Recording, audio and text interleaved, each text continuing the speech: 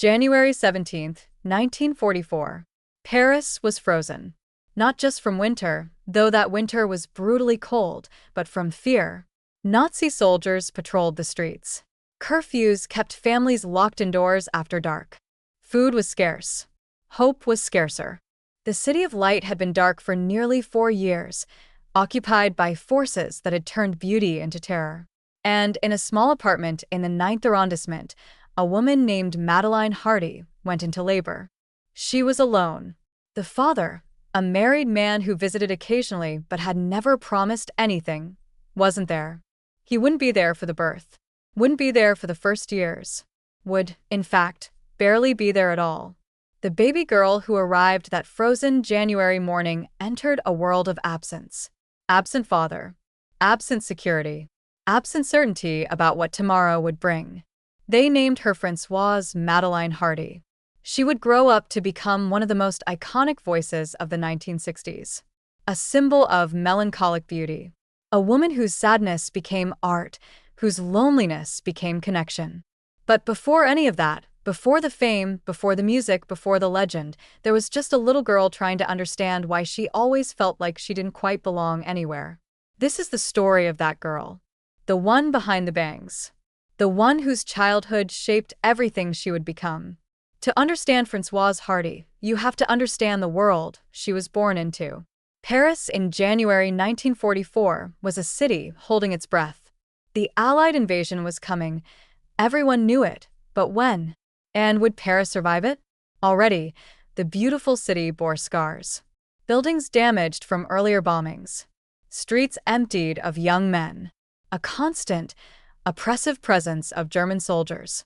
For Françoise Hardy, bringing a child into this world felt both terrifying and inevitable. She was 31, unmarried, and pregnant by a man who couldn't, or wouldn't, claim the child as his own. His name was Etienne Dillard. He worked in business, had a wife, and another family. He'd been seeing Madeline for years, visiting her when he could, promising nothing.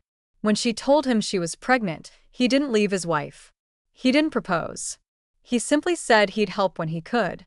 That vague promise would define Françoise's entire childhood. The birth was difficult. Madeline labored for hours in their small apartment. A midwife attended. Doctors were scarce, hospitals overwhelmed. When Françoise finally arrived, she was small, fragile, with dark hair and eyes that seemed too large for her tiny face. Madeline held her daughter and felt a complex mixture of love and fear. How would she support this child? How would she explain to neighbors, to family, why there was no husband? In occupied Paris, there were bigger concerns than one woman's moral situation. But the shame would linger. The whispers. The sideways glances. Françoise would grow up feeling that shame, even if she couldn't name it. That sense of being somehow wrong. Somehow less than. Etienne Dillard visited. Not often. Not reliably. But he visited. Françoise's earliest memories of her father were fragments. A tall man appearing at the door. Her mother's face changing, becoming both hopeful and guarded. Being told to be quiet, to be good, while the adults talked in low voices in another room. Sometimes he brought gifts. Small things, a toy, chocolates if he could find them. Sometimes he stayed for dinner. Sometimes he left money for Madeline. But he never stayed. Françoise learned not to ask when he was coming back. Learned not to mention him to friends. Learned to understand, without being told explicitly, that her father was a secret. Something you didn't talk about outside the house. By the time she was 5 or 6, Françoise had figured out that other children had fathers who came home every night, who sat at dinner tables, who tucked them into bed. Her father wasn't like that. Her father was a visitor, a ghost who appeared and disappeared according to rules she didn't understand. It created a fundamental sense of uncertainty in her. If her own father didn't stay, what did that say about her? Was she not lovable enough? Not good enough? Not worth staying for? These questions would haunt her for the rest of her life. They would shape her relationships, her music, her understanding of love itself. Years later, in interviews, Françoise would speak about her father with surprising compassion. He wasn't a bad man, she'd say. He was just unavailable. And I learned early that love and availability aren't the same thing. But as a child, she didn't have that perspective. She just felt the absence. The hole where a father should be. Madeline Hardy did her best. She worked long hours as an accountant, keeping careful records for a small firm. The pay was modest, but it was steady. She stretched every franc, darned every sock, made meals from whatever ingredients she could afford or obtain through rationing. But money wasn't the only challenge. There was also the social reality of being a single mother in 1940s and 50s France. Neighbors talked. Other mothers pulled their children away, not wanting them to associate with that woman's daughter. At school, Françoise felt the difference acutely. When teachers asked students to draw pictures of their families, Françoise drew her mother and herself. Sometimes she added a tiny, uncertain figure in the corner. Her father, maybe. Or maybe no one at all. She learned to be quiet, to not draw attention, to exist in spaces without taking up too much room. Madeline, for her part, was loving but distant. She worked too much, worried too much, carried too much weight. She did her best to provide for Françoise and her younger sister, Michelle, born in 1947, also Etienne's daughter, but she had little energy left for warmth, for play, for the kind of carefree mother-daughter moments that Françoise saw in other families. Françoise understood. Even as a child, she understood her mother was exhausted, was doing everything alone, was carrying burdens Françoise couldn't fully comprehend. So she didn't complain, didn't ask for things, didn't express needs she suspected couldn't be met. She learned to take care of herself emotionally, to retreat into her own interior world where she felt safer. She read voraciously. Books became her escape, her comfort, her companions. She'd spend hours in her room, lost in stories about people whose lives were bigger, more exciting, more certain than her own. She was a good student, quiet, diligent, never causing trouble. Teachers appreciated her but didn't particularly notice her. She was the kind of child who did well but didn't stand out, who could sit in the back of the classroom and disappear into the wallpaper. That invisibility was both protection and prison. She was safe from scrutiny, but she was also profoundly lonely. By the time Françoise reached her teenage years in the late 1950s, something was shifting inside her. The world outside was changing too. The war was long over. Paris was rebuilding. The dark, heavy atmosphere of the occupation years was lifting. Youth culture was exploding. Elvis Presley, rock and roll, a sense that young people could be different from their parents, could want different things, could express themselves in new ways. But Françoise didn't fit into this new teenage world any better than she'd fit anywhere else. While other girls her age were going to parties, meeting boys, learning to flirt and dance and be carefree, Françoise remained fundamentally isolated. Not by choice, or not entirely by choice. She wanted connection, wanted friendship, wanted to feel like she belonged.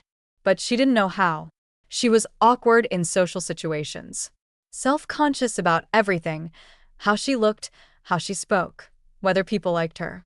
She'd stand at parties, pressed against walls, watching everyone else have fun and wondering what was wrong with her.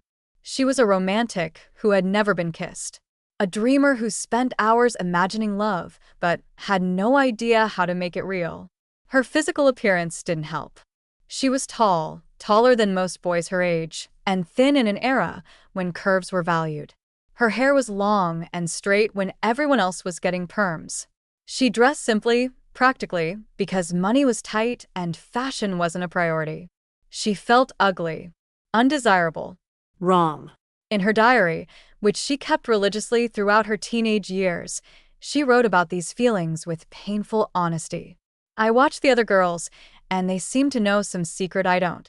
How to be, how to attract boys, how to laugh easily. I feel like I'm behind glass, watching life happen to everyone else. That image, watching life through glass, would become central to her artistic identity. It was exactly what she'd later sing about in Two Les Garçons et Les Filles. But at 15, 16, 17, it just hurt. It felt like failure. like proof that something fundamental was broken inside her. And then, at 17, Françoise discovered the guitar. It wasn't a dramatic moment. No lightning bolt of revelation. Just a quiet afternoon in 1961 when she heard a song on the radio, something American, something with guitar, and felt a pull she couldn't explain. She wanted to make that sound, wanted to express the feelings she couldn't put into words. She approached her mother tentatively. Would it be possible to get a guitar? Madeline's first reaction was practical. We can't afford that. But Françoise persisted. Not aggressively. She never did anything aggressively, but with a quiet determination. I could save my allowance. I could get a job. Please. Something in Françoise's expression must have moved Madeline. Or maybe she recognized that her daughter needed something. Some outlet. Some way to express the interior life she kept so carefully hidden.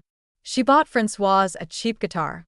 Second-hand, difficult to tune, with strings that hurt your fingers if you played too long. Françoise didn't care. It was perfect. She taught herself to play from a book. 3 basic chords, a minor, D minor, E7. She practiced for hours in her small bedroom, ignoring the complaints from neighbors about the noise, ignoring her mother's sighs about this new obsession.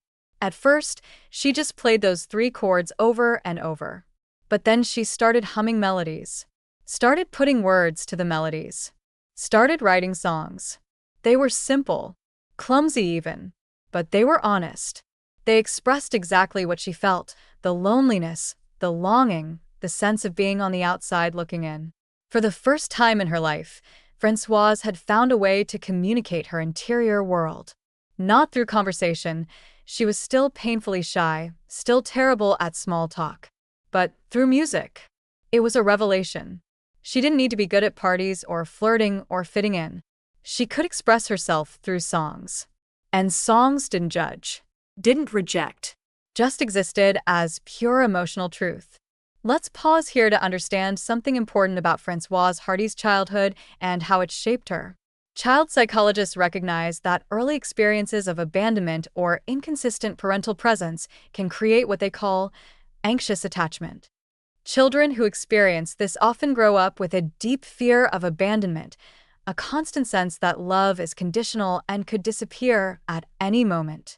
They also often develop an acute sensitivity to emotions, both their own and others. Because they had to constantly read their environment for cues about whether they were safe, whether they were wanted, they become hyper-aware of emotional subtleties. This describes Françoise perfectly. Her father's inconsistent presence taught her that people leave, that love doesn't mean staying, that you can't rely on anyone to be there when you need them. Her mother's emotional distance, born of exhaustion and circumstance, not lack of love, taught her that expressing needs is burdensome, that the safest thing is to need nothing, to take care of yourself. And her experiences at school and in social situations taught her that she was fundamentally different, that other people had figured out some code for how to be human that she'd never been taught. All of these lessons created a girl who was simultaneously deeply emotional and deeply guarded, who felt everything intensely but showed almost nothing, who longed for connection but was terrified of reaching for it. That paradox, the combination of intense feeling and intense self-protection, would become the defining characteristic of her music. She would write songs that were emotionally naked, brutally honest, achingly vulnerable. But she would perform them while looking away, hiding behind her hair, creating distance even as she invited intimacy. Her childhood taught her that the safest way to show your heart is to do it obliquely, to sing about loneliness without making eye contact, to offer your deepest truths while maintaining a shield. Despite everything, the absent father, the loneliness, the social awkwardness, Françoise was a dreamer. She didn't dream of fame or success. Those concepts felt too distant, too impossible. But she dreamed of connection, of being understood, of finding someone who saw her, really saw her, and didn't turn away. She dreamed of love, not the practical, arranged marriages she saw in her parents' generation, but romantic love, the kind in books and movies. Love that transformed you, that made you feel like you belonged somewhere with someone. She dreamed of a life where she felt comfortable in her own skin, where social situations didn't feel like navigating a minefield, where she could just be.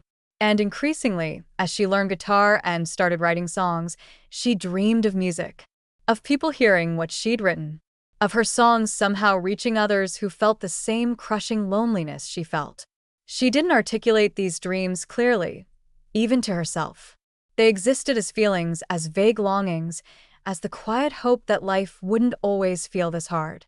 In her diary, she wrote, "Sometimes I imagine a different version of myself, one who isn't so afraid all the time, who can walk into a room without wanting to disappear, who feels like she has a right to take up space. I don't know if I'll ever be that person, but I can pretend in my songs."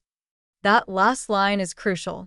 In her songs, she could pretend, could try on different emotional realities, could express the parts of herself she kept hidden in daily life. Music became her true self.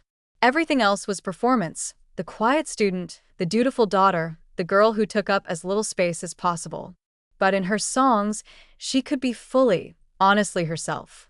By the time Françoise turned 18 in January 1962, she was at a crossroads. Her mother wanted her to be practical, to finish her studies at the Sorbonne, to get a respectable job, to have the security and stability Madeleine had worked so hard to provide. And Françoise tried. She enrolled in political science, attended lectures, did the readings, sat in classrooms, and tried to care about things that felt completely disconnected from her actual life. But her heart wasn't in it.